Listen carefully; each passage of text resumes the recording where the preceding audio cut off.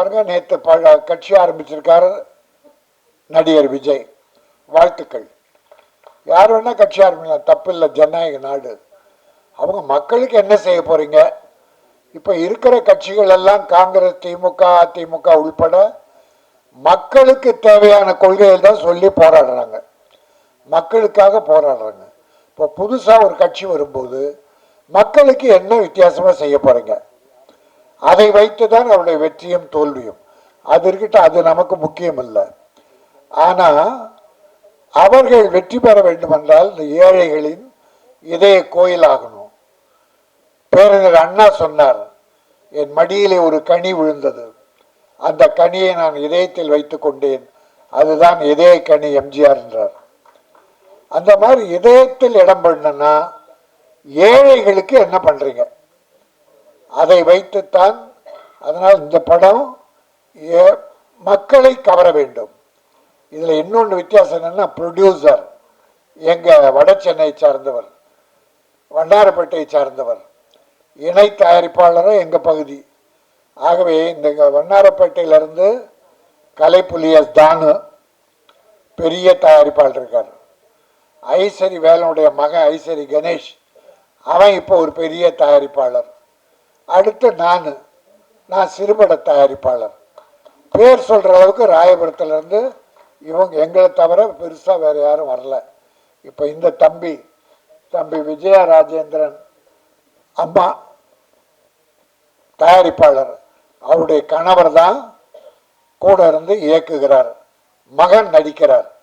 எங்களுக்கு என்னன்னா, அந்த காலத்துல இருந்து நான் போராடுறது, எங்க வட சென்னையை சார்ந்தவர்கள் முன்னேறணும், அது சுயநலம்தான்.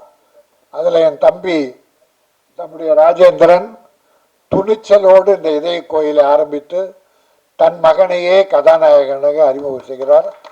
நம்முடைய டைரக்டர் தம்பி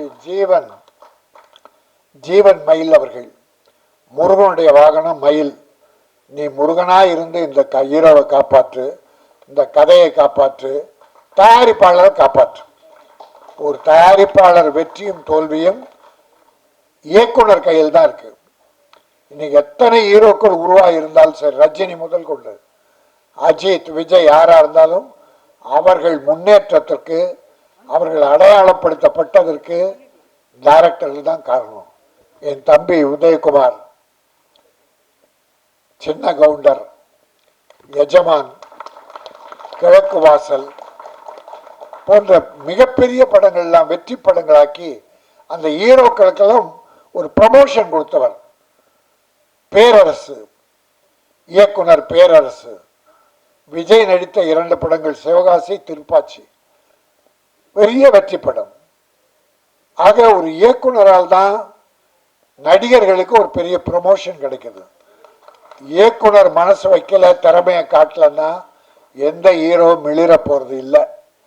அதனால எங்கள் ஏரியா புள்ள ராஜேந்திரன் மகன், எங்க குடும்பத்து புள்ள, அவன் ஒரு ஹீரோ ஆனா எங்களுக்கு பெரிய பெருமை, வட சென்னைக்கு பெருமை, தமிழகத்துக்கு பெருமை.